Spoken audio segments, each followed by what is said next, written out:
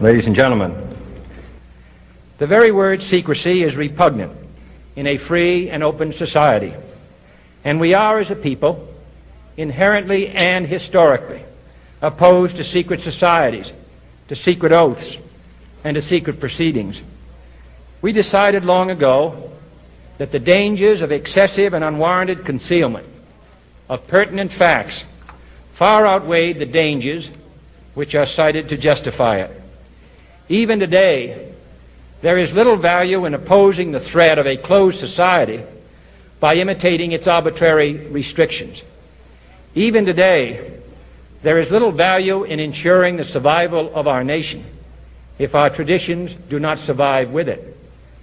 And there is very grave danger that an announced need for increased security will be seized upon by those anxious to expand its meaning to the very limits of official censorship and concealment. That I do not intend to permit to the extent that it's in my control.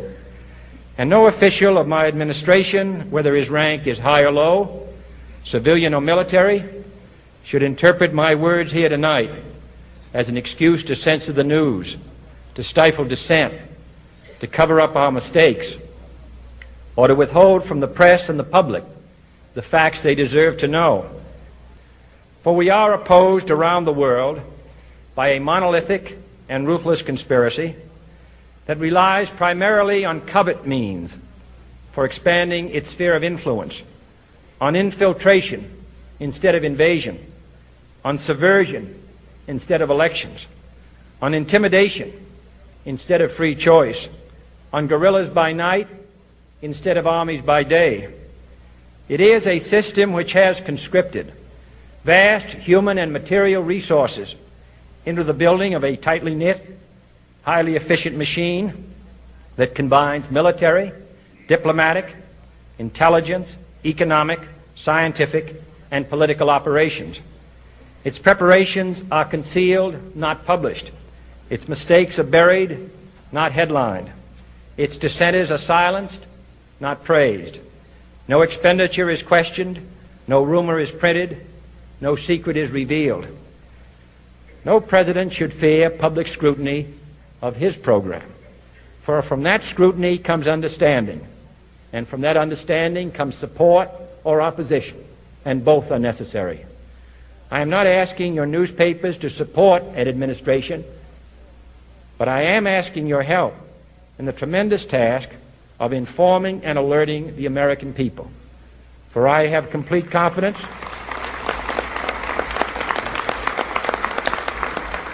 in the response and dedication of our citizens whenever they are fully informed.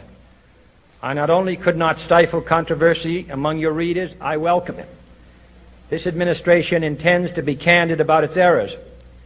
For as a wise man once said, an error doesn't become a mistake until you refuse to correct it. We intend to accept full responsibility for our errors, and we expect you to point them out when we miss them.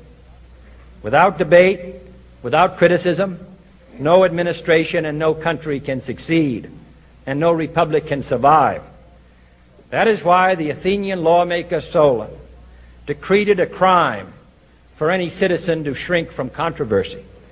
And that is why our press was protected by the First Amendment, the only business in America specifically protected by the Constitution, not primarily to amuse and entertain, not to emphasize the trivial and the sentimental, not to simply give the public what it wants, but to inform, to arouse, to reflect, to state our dangers and our opportunities, to indicate our crises and our choices, to lead, mold, educate, and sometimes even anger public opinion. This means greater coverage and analysis of international news, for it is no longer far away and foreign, but close at hand and local. It means greater attention to improved understanding of the news, as well as improved transmission. And it means, finally, that government at all levels must meet its obligation to provide you with the fullest possible information outside the narrowest limits of national security. And so it is to the printing press, to the recorder of man's deeds, the keeper of his conscience, the courier of his news, that we look for strength and assistance, confident that with your help, man will be what he was born to be, free and independent.